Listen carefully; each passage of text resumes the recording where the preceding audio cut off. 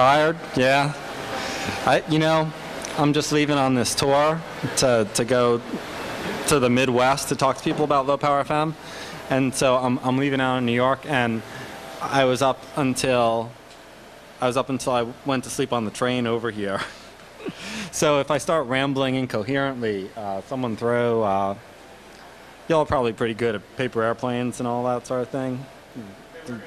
Yeah, get some ready to keep me on my toes. Oh, you're not only those. You're good too. Yeah. Oh, good. All right. Well, hello. My name is Pete Treatish. I am from the station formerly known as Mutiny, Radio Mutiny in West Philadelphia, 91.3. I am also from the Prometheus Radio Project, which is a group that assists folks that want to apply for low power FM licensed radio stations. I'm Andrew Yoder, and I publish hobby broadcasting, and I've written a couple books about all this stuff. So I've been interested in pirate radio on really any band for about 20 years. So. And what we're going to do is we're going to talk a little bit about both. Often I end up giving talks that go as much as 2 hours just about the low power FM at this point, because it's become such a complicated and torturous ordeal of a subject. But it's, for now, we're just going to sort of talk a little bit about the history of pirate radio and how that ended up with us having this sort of low power FM ruling that is going into effect over the course of the next couple months. So I'm just going to start a little bit with talking a little bit about early FM pirating. Yeah, it's kind of strange. With the LPFM stuff, I don't really see it as replacing pirate radio. It might replace some of the community stations in some locations, but I don't really see pirate radio as disappearing. Really, I see it as being something that's kind of complementary to pirate radio. And pirate radio goes back really right to the very beginning of radio, like KDKA and stations like that. Whenever they were first on, they were just run by ham radio operators without any licenses, and they just broadcasted wherever they felt like it. And then in the 20s, they got into the licensing of the stations.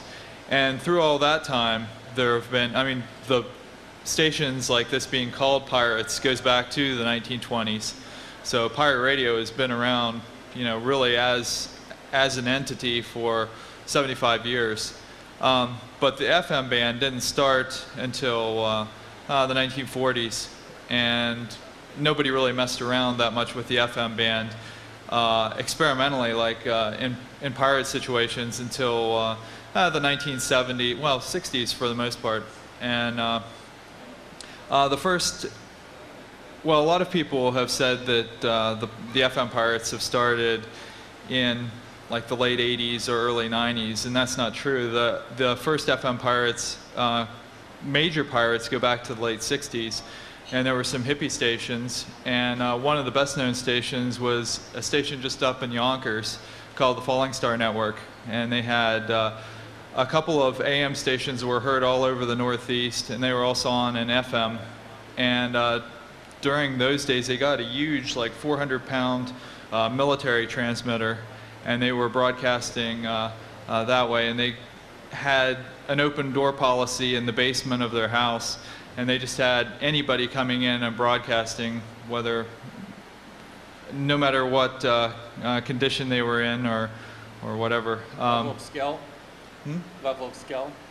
Level of skill or condition. Yeah, temporary impairments. So they broadcasted for a couple years, and they were closed down by the FCC. And in that time, they actually went to the FCC field offices and applied several times for licenses. And they were actually laughed at by the FCC and told that you couldn't have a radio station because they were just teenagers and they didn't deserve to be on the radio. Through that time, there have been, since then, there haven't been too many major operations, but there have been a few. Like in the early 80s, there was a station called Radio Free Ithaca that was on for, it was another community kind of station. I think they were running 24 hours a day the same way. And so a lot of the FM stations have been people who have either been experimenting with broadcasting just simply as an experiment, or there have been a handful of the 24/7 kind of collective stations. But really in the late 80s, that's when the beginning of that happened with Black Liberation Radio, and that was one of the ones that started the popularity of the 24/7 concept for broadcasting and collective broadcasting, just having all kinds of people come into a station and broadcast. And you can talk more about that. Yeah, so I guess about 1996, I can mostly just talk from my own experience. Myself and 5 other people started the Radio Mutiny Collective. The reason we did it was, first of all, we were fairly horrified by the developments in media over the course of the years just prior to that. The Telecommunications Act of 1996 had been passed and was going to allow for an unprecedented consolidation of ownership in media. We were starting to see statistics like, and this is actually a fairly old one, that 10 corporations own 50% of all media. That's not just radio, television, that's newspapers, that's movies, that's music production, and it's projected that within 10 years, it could be that 3 or 4 corporations could own 75% of all media. So we were very alarmed by that trend. We were also very alarmed by a number of instances of censorship on National Public Radio and the cancellation of different programs in the Philadelphia area. And we had been made aware of Black Liberation Radio and Free Radio Berkeley and the successes of pirates at that time, and so we decided that we would give it a try. And it started with 5 of us, none of us with any radio experience whatsoever, none of us with any particular technical knowledge, and it definitely showed over the course of the first bunch of months. It took us about 7 or 8 months to get on the air and figure out the difference between coaxial cable and audio patches, and we ended up somehow managing to get on the air. And within a few months of our first broadcast, we were a station that was on the air 7 nights per week with over 50 or 60 DJs, and we were really. It became obvious that we had tapped into something that was really something that people wanted to do, and we were really impressed by what happens when suddenly a neighborhood that doesn't have an outlet, that doesn't have any control of its own media, is suddenly able to start, all the talent that starts coming out of the woodworks. I mean, just about every neighborhood that you could think of has someone with a collection of the music of Lower Serbia, and thousands of records, and they'll play them all night long. And they have, just about every neighborhood has someone that can read the Epic of Gilgamesh and in 10-part serialization, and that is just the sort of thing that you cannot find anywhere on the radio dial, because it's not stuff that makes money, but it's the sort of programming that really comes from people's hearts, and that people put real effort, and it's what can create and maintain local cultures, as against the sort of the Walmart approach to culture that we have in America today. So we were very excited. Of course, when you're defying federal regulations, there's only so long that it can go, and you can just sort of get away with it. Eventually, Radio Mutiny was first warned by the FCC, and then we got about 5 or 6 visits where they just kept on sort of cajoling us to try to go off the air. Each time we decided that we would meet them back with with some kind of a press stunt. So the very first time they came and they tried to get us to shut down, well, we did shut down for about 3 days, and then we turned our station back on the air.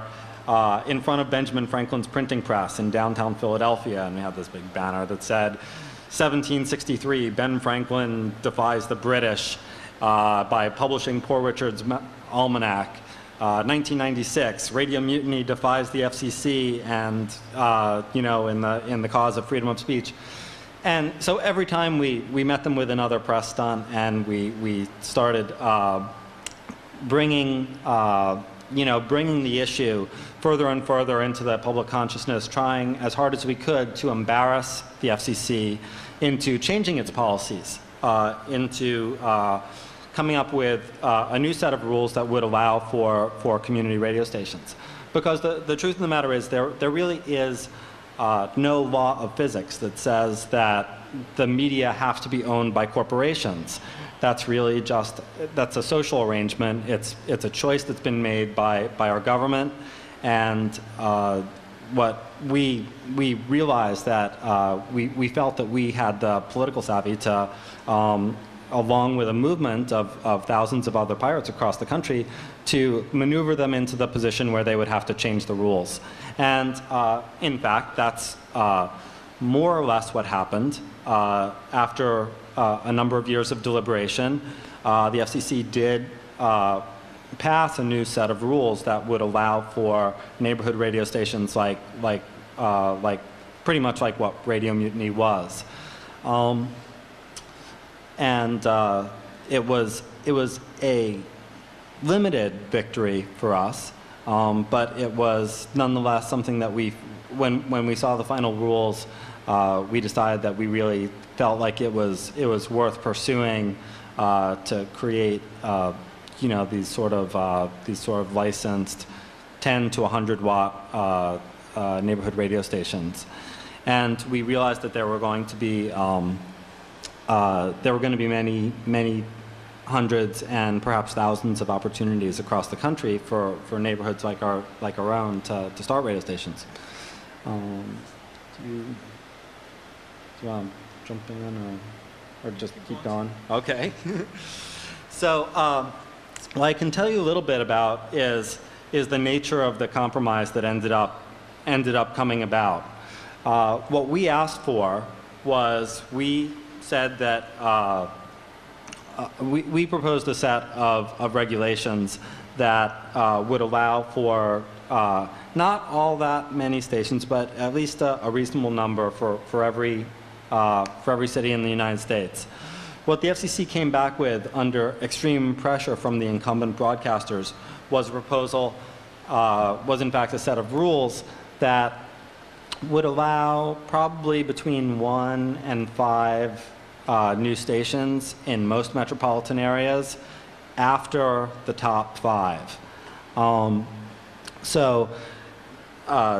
Just the nature of the way the FM dial has been allocated up until now means that basically New York, Chicago, and Los Angeles, the way that the FCC structured its rules did not leave any room for any new stations at all under these rules, which was a very severe disappointment to us, especially because we knew that from a technical standpoint, it was perfectly reasonable to put more stations on the dial in those places. However, just about every place else has at least between 1 and 5 stations, and so at least us at Prometheus Radio Project decided that it was worth going ahead around the country and trying to license as many stations as we could and try to expand the rules further as time went on and as the record became just crystal clear on the level of interference that putting more stations on the dial would have.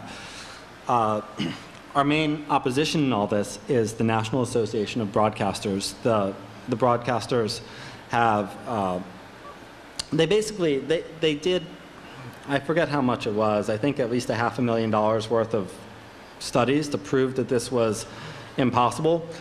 That was a very difficult thing because the truth of the matter is that the interference that could be created by these small stations is so small that it's almost meaningless. It would add fractions of a percent to the overall interference environment of FM. However, they had a lot of money, and so they put as much as they could into studies that would prove that low power FM would interfere drastically with the existing radio environment. What they actually had to do in order to claim that was they tested about 28 radios, and they basically, the performance standards that they set for those tests found that over, I think it was 16 or 17 of those radios had unacceptable audio quality without any interference from a low power FM station at all. And so they had set the audio standard so high that the tests were basically meaningless. So in any case, because they lost on the technical merits of their arguments, they decided that they would go, instead of to the FCC's engineers, who are sort of the people that know more about this, the NAB decided that they would go to people that knew less about that, and namely that's congressmen. And so now we have a spectacle of a number of congressmen taking these, $500,000 worth of studies and slamming them down on the table and saying, the FCC has done a bad job of regulating the FM spectrum. As it stands, the House of Representatives, as it stands, the FCC has passed low power FM, and low power FM is going into effect. They've already accepted the first round of applications. They'll probably be issuing licenses over the course of the next 2 or 3 months. As it stands, it's completely, there's really nothing stopping it.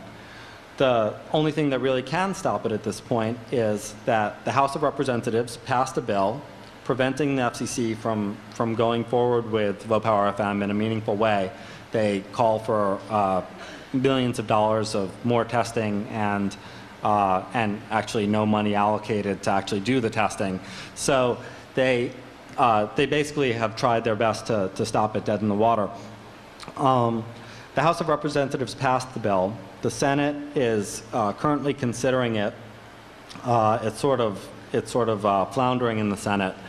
And the current president has stated that he's supportive of low power FM and would not be very inclined to sign a bill that would pass it. So our worst actual danger is that it would be snuck in as an appropriations rider on some kind of a bill that the president would be afraid not to sign.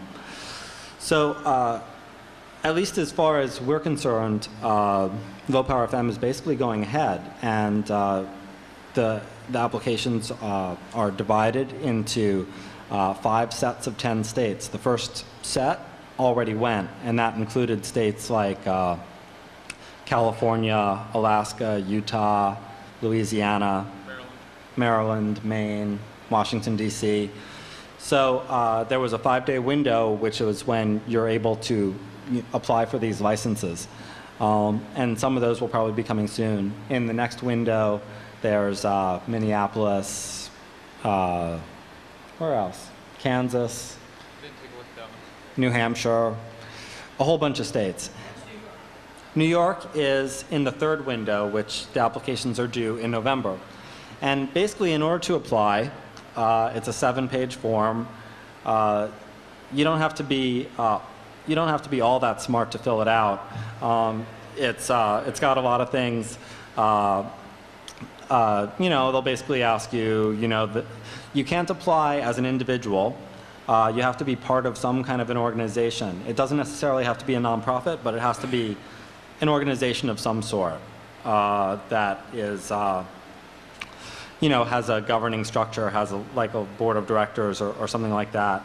It's often best to, go to your local Rotary Club or library or, Greenpeace chapter or something like that, and ask them to apply for, a license. Then,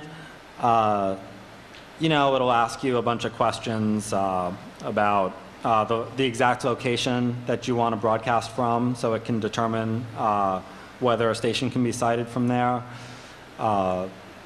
there will be questions about whether you own any other media interests. If you actually own a daily newspaper, you're not allowed to have a low-power FM station. And it asks you, well, you know, your grandmother's maiden name, you know, a whole bunch of sort of simple technical questions. There's no need for an engineering study because the FCC basically does the engineering study for you. And there's also no need for a 501c3, and there's no application fee. It's a free application. So it's really it's a pretty straightforward process. Prometheus Radio Project has published a guide, which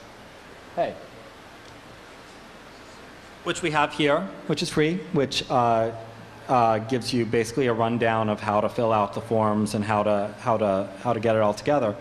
And then once you fill out the forms, you just sort of wait for a few months and see what they do. The biggest trick is availability of frequencies, and what you really have to do is you have to sort of be willing to think pretty flexibly about where you're going to put it, because even a difference of a few hundred yards can make the difference between whether you can site a radio station there or not in an urban area. And radio licenses aren't like driver's licenses. You can't drive around with them or anything like that. You know, a broadcast station has to be at a fixed point. So you need to have a location that's suitable. And basically all you have to do is you find the latitude and longitude of the place where you want to broadcast from, which you can get off the internet, and just you know, drop it in. And if that place doesn't work, you know, ask your friend. You know, try different buildings around town until you find one that has a clear frequency. And then once your application is accepted, there's a phase at which they work out competing applications, because the vast majority of applications, the vast majority of frequencies, there's more than one organization that wants to use it. So what you basically have to do is sort of cut some kind of a deal between all the different people that want to use it. And if you can't cut a deal, the FCC will cut a deal for you. It'll, you know, sort of split up the time one way or another to make sure that as many different folks that want to do this are accommodated as possible. So it's a slightly repugnant situation if you end up having the, you know, anarchist radio station sharing the frequency with the Right to Life station or something like that.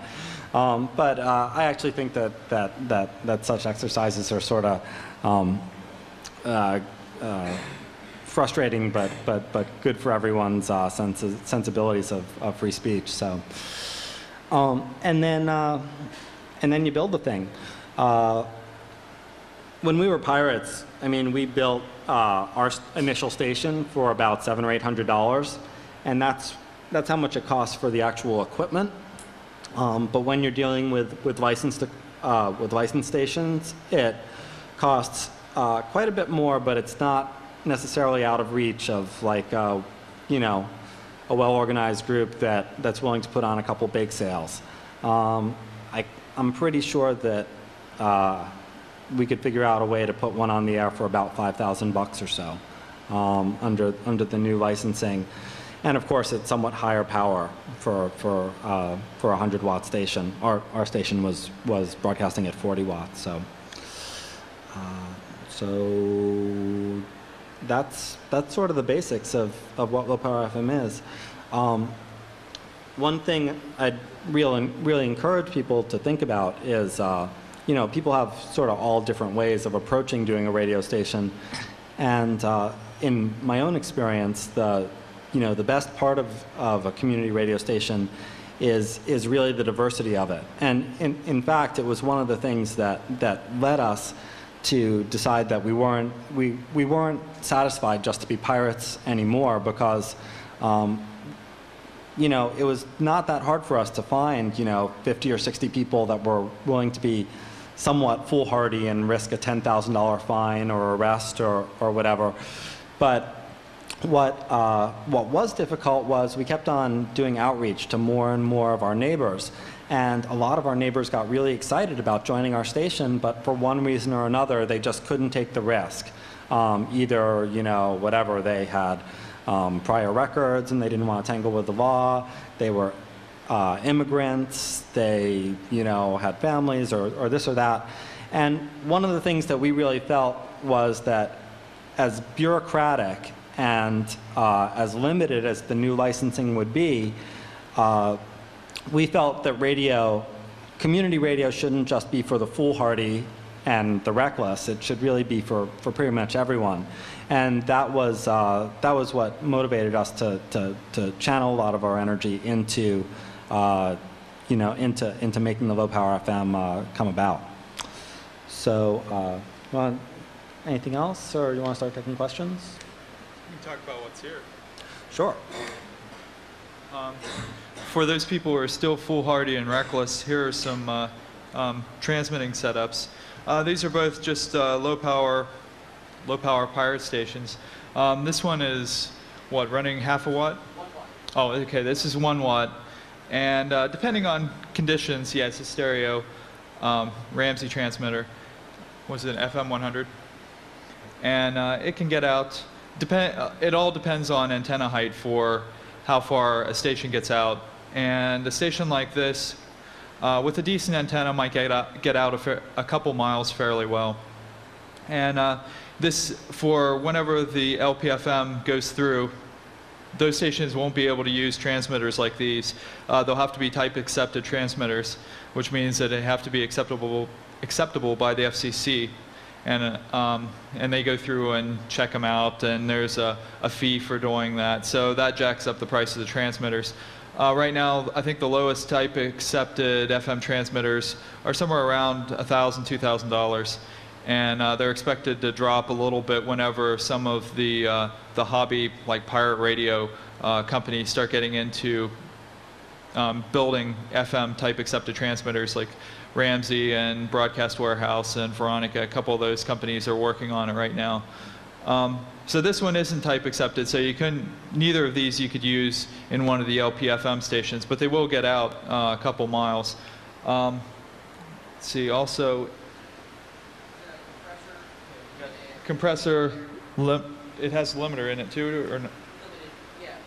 Limited limiting in the compressor, and those are pretty important for making everything sound louder and adding more punch to it.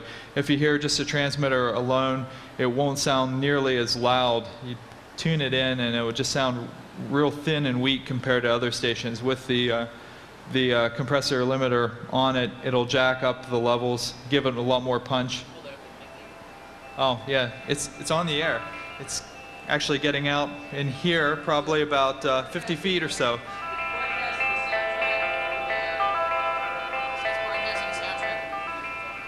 Oh, it's broadcasting the soundtrack from the movie that was on last night. So anybody with an FM radio within 50 feet of here can hear it.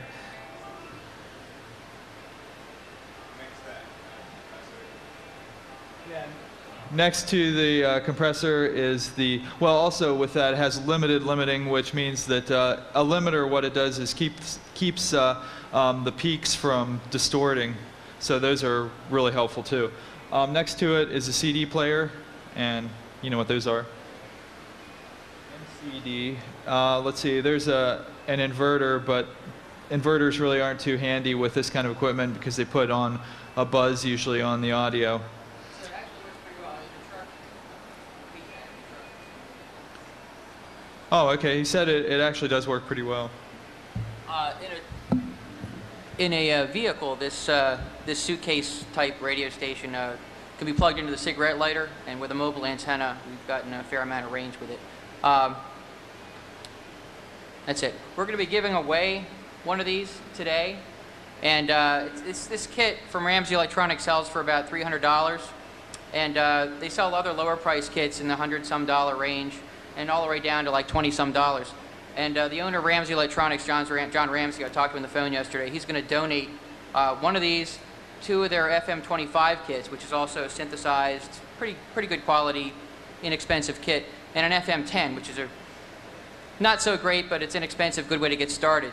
So when this is over, stay here and we'll do a drawing for these 4 transmitter kits if you're interested in having one. Yeah, so Bernie S comes through again. I can tell you a little bit about this one. This suitcase was built for Seattle. It was right now it's a mess of wires because I ripped it all apart and was sort of putting it back together. But it was built with an antenna that came out of they came out of right here, and the way it worked was it was a piece of coaxial cable that came up your sleeve and across your arm and into the handle of an umbrella, and it went up the umbrella, and there was an extending telescoping whip that came out of the umbrella, and it formed a little ground plane antenna, more or less. I cannot really speak for the SWR of this particular ground plane antenna, but it was oh yeah, but it was definitely mildly effective. A group of folks walked around with boom boxes in Seattle during the demonstrations, and this thing was built with a little mixer in the side, so that you could just sort of control the levels as you walked, and put the microphone in any old person's face and just say, well, what do you see going on there, this transmitter has also been used for a bunch of in different incarnations. It was used for, well, for instance, it was used for a critical mass ride once. Folks know what critical mass is?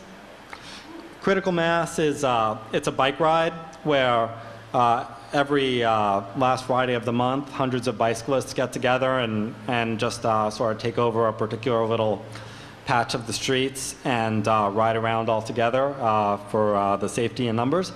And it's sort of like a big party on bikes at the end of the work week.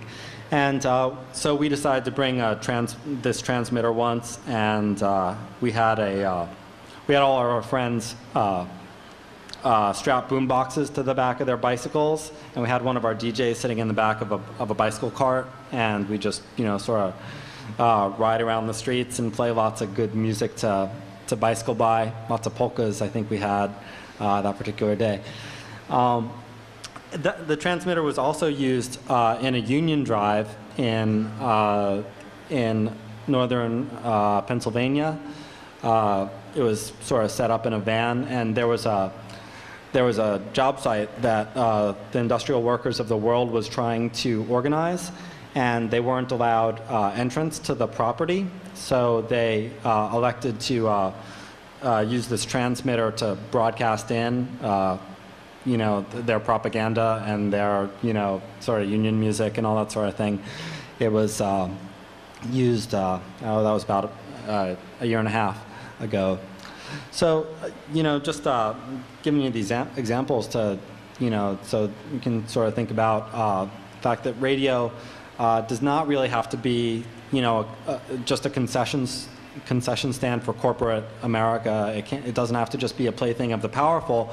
It's a relatively simple technology that even someone such as myself who knew nothing about it 3 or 4 years ago can, within 6 months or so, manage to operate relatively successfully.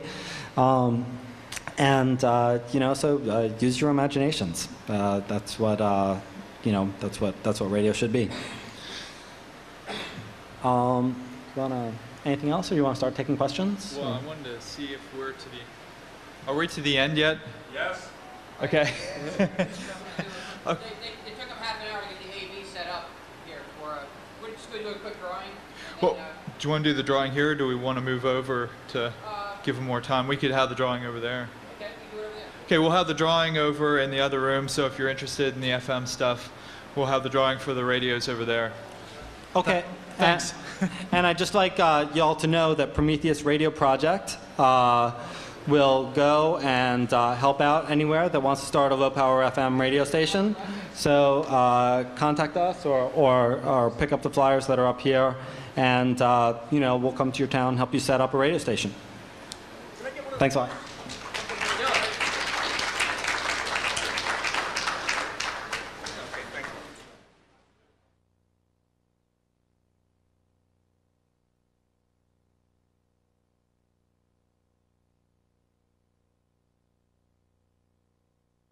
FM at this point, because it's become such a complicated and torturous ordeal of a subject.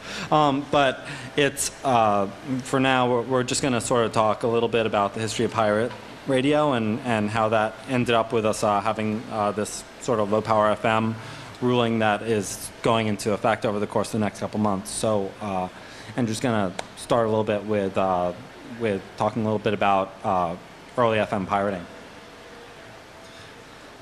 Yeah, it's kind of strange. With the LPFM stuff, I don't really see it as replacing pirate radio. It might replace some of the community stations in some locations, but I don't really see pirate radio as disappearing. Really, I see it as being something that's kind of complementary to pirate radio. And pirate radio goes back really right to the very beginning of radio, like KDKA and stations like that. Whenever they were first on, they were just run by ham radio operators without any licenses, and they just broadcasted wherever they felt like it. Yeah, get some ready to keep me on my toes.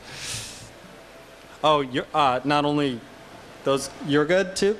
Yeah. Oh, good. All right. Well, hello. My name is Pete Treatish. I am from the station formerly known as Mutiny, Radio Mutiny in West Philadelphia, 91.3. I am also from I am from the Prometheus Radio Project, which is a group that assists folks that want to apply for low-power FM licensed radio stations.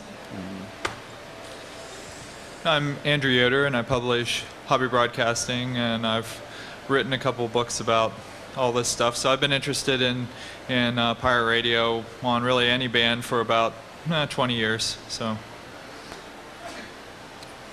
And what we're going to do is we're going to talk a little bit about both. Often I end up giving talks that go as much as 2 hours just about the low power. And, a couple of AM stations were heard all over the Northeast, and they were also on an FM. And during those days, they got a huge, like 400-pound military transmitter, and they were broadcasting that way. And they had an open door policy in the basement of their house, and they just had anybody coming in and broadcasting, no matter what condition they were in or whatever. Level of skill? Level of skill? Level of skill or condition.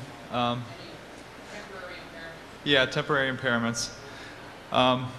So they broadcasted for a couple years, and they were closed down by the FCC.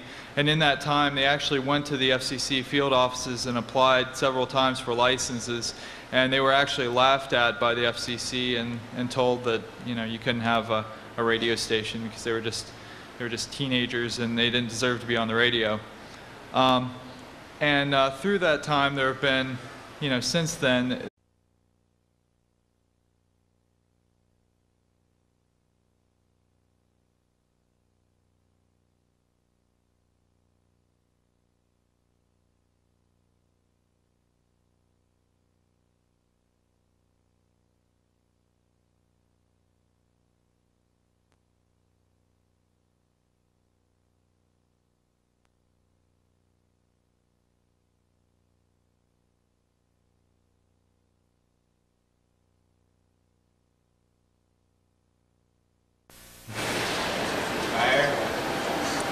Tired? Yeah. I'm just leaving on this tour to go to the Midwest to talk to people about low power FM, and so I'm leaving out in New York, and I was up until I went to sleep on the train over here. So if I start rambling incoherently, someone throw y'all are probably pretty good at paper airplanes and all that sort of thing.